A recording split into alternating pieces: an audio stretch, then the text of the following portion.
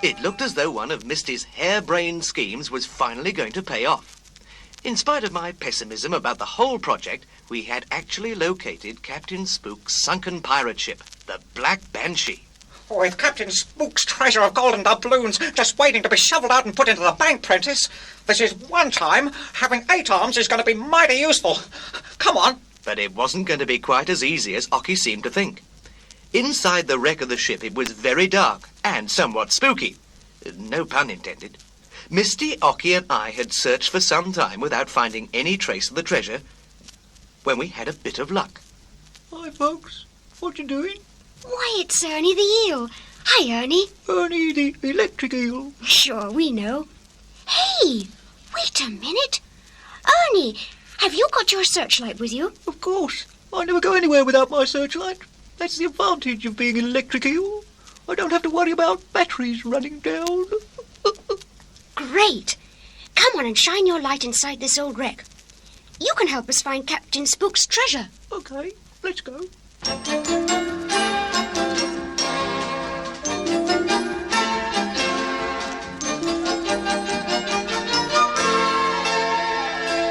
Well, Ernie, the electric eel searchlight was just what we needed.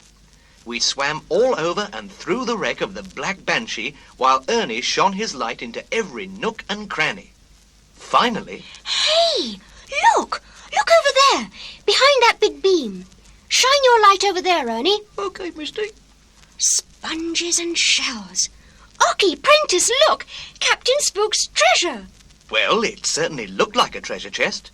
It was stout oak, brass-bound, and too heavy for us to move without help. There was a coil of rope aboard the raft, so we decided to surface, bring one end of the rope back with us, and fasten it to the treasure chest.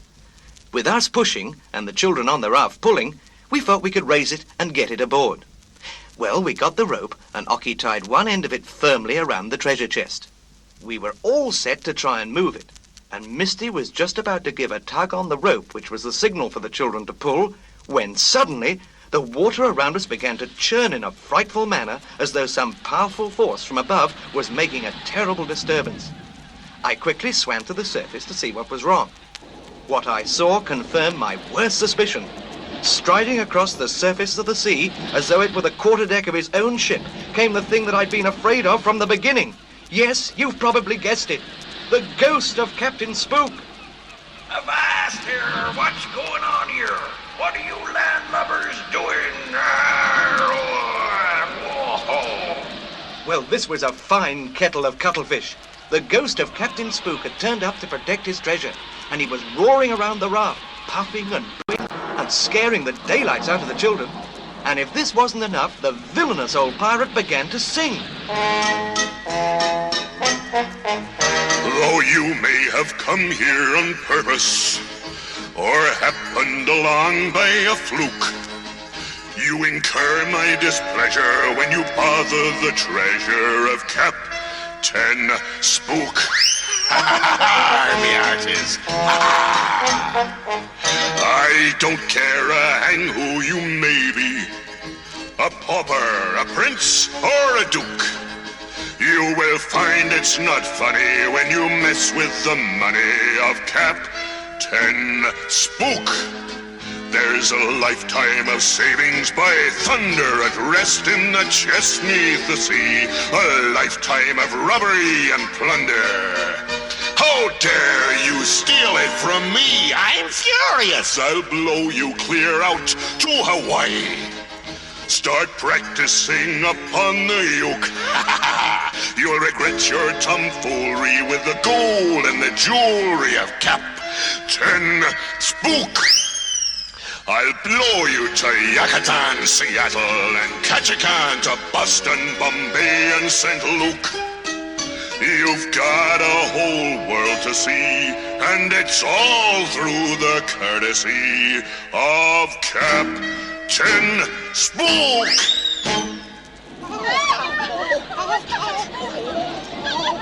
Well, the rascally ghost was as bad as his word. He blew angrily on the sail of the raft and blew it right out of the sheltered cove and into the open sea. And he didn't stop there. As Misty, Ockie and I followed at a safe distance, he blew the tossing raft further and further from land. And when he had it miles from shore, Captain Spook let go one final blast. He blew so hard that the sail ripped, the mast splintered with a loud crack. And sail and mast went overboard and floated away. The children were stranded. There, that'll teach you to try and steal Captain Spook's hard-earned treasure. But how are we going to get home? What do I care? Swim!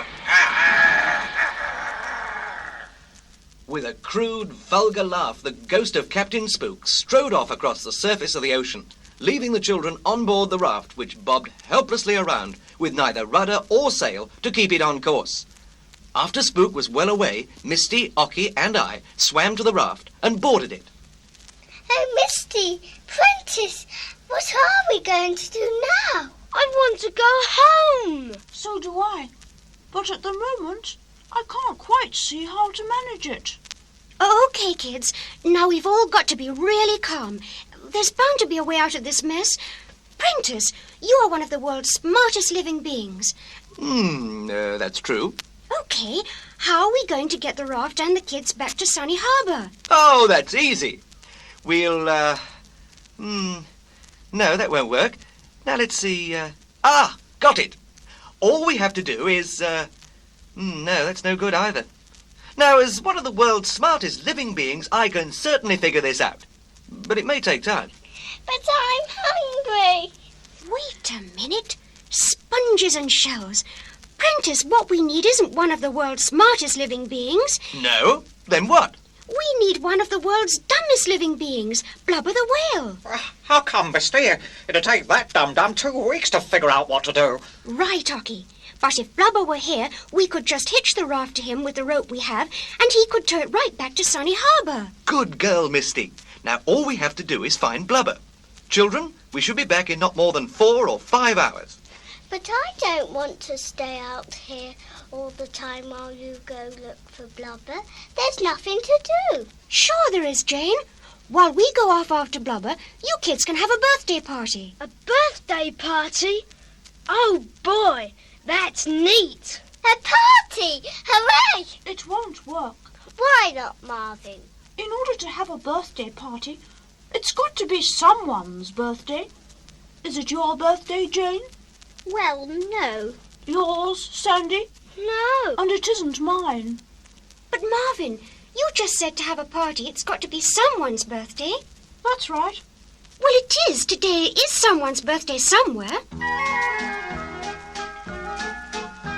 There's melody in the sky, as bright as a bluebird's wing. It's someone's birthday, let's all sing. A smile is in every eye, as warm as a breath of spring. It's someone's birthday, let's all sing. There'll be cake as light as an eider-down quilt, with candles yellow and blue. Presents galore and surprises in store, all for you, all for you. There's happiness everywhere, and magic in